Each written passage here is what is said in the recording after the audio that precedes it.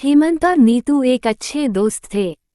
यह दोस्ती बहुत आगे बढ़ती गई और अब तो हेमंत को नीतू से प्यार हो गया था और उसने नीतू से अपने प्यार का इजहार तक कर दिया। हालांकि नीतू थोड़ा असहज हुई क्योंकि उसके जीवन के इस खालीपन में ऐसा पहली बार हुआ था कि किसी के वह इतने करीब आई थी और उसका प्यार का इजहार उसके सामने करना, यह सब नया था। नीतू ने तब तो कुछ नहीं कहा। बाद में हमेशा हेमंत के बारे में सोचती और अपने मन में ख्वाबों को बुनती रहती। एक दिन हेमंत के पास गई और बोली, हेमंत, जानते हो, मैं रात को सो नहीं पाए, बस तुम्हारे बारे में सोचती रहती हूँ। लगता है मुझे भी प्यार हो गया है। दोनों के प्यार की ऊंचाई आसमान छूने लगी थी। बात लोगों तक पहुंच गई थी और बात इतनी बड़ी कि खबर दोनों के परिवार के दहलीज तक आ गई थी। बात नीतू के परिवार वालों के पास आई तो उसकी माँ बोली, देखो बेटी, हम लोग गरीब हैं, वो लोग बहुत अमीर है। गांव वाले कहेंगे कि अमीर लड़का देखकर फंसा ली है, हम लोग की इज्जत मिट्टी में मिल जाएगी, तो तुम हेमंत को भूल जाओ। कई बार तो परिवार के लोगों ने नीतू के ना मानने पर उसे मारा तक, उसे शारीरिक और मानसिक रूप से प्रताड़ित किया।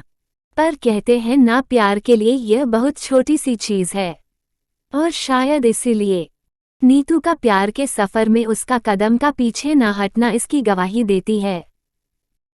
जब दोनों के इस रिश्ते को नामंजूर करने की सारी कोशिशें नाकाम हो गई तो दोनों की सगाई करवा दी।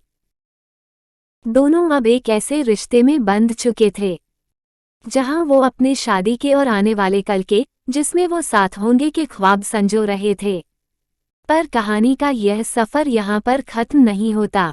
कहते हैं ना, नियति जिंदगी के पड़ाव को कब आखिरी पड़ाव बना दे, यह कोई नहीं जानता।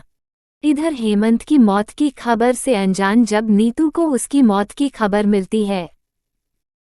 नहीं नहीं, मेरा हेमंत मुझे छोड़कर नहीं जा सकता।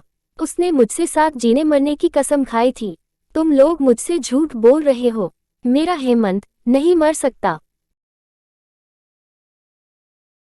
अब इस बात को हुए महीनों बीत गए हैं पर उसकी जुबान में बस एक ही बात है, मेरे हेमंत मुझे छोड़कर नहीं जा सकते, वह जरूर आएंगे। आज वो लोग भी उनके प्यार की बात कर रहे थे जिन्होंने कभी उनके प्यार को नहीं समझा था और प्रार्थना कर रहे थे नीतू के जल्द ठीक होने की, उसकी जिंदगी की खुशियों की दुआ मांग रहे थे। बहुत दिन गुजर गए थे। अब नीतू खामोशी के साथ रहने लगी थी। अपनी खामोशी में अपनी घुटन को छुपाए बैठी रहती थी, किसी से कुछ नहीं कहती। इसी बीच परिवार की ओर से दलील दी जाने लगी कि अब कौन करेगा इससे शादी, और यदि बेटी की शादी नहीं होगी तो समाज में लोगों के बीच क्या मुंह दिखाएंगे। यह सोचकर हेमंत के छोटे भाई से नीतू की फिर से सगाई करवा दी गई।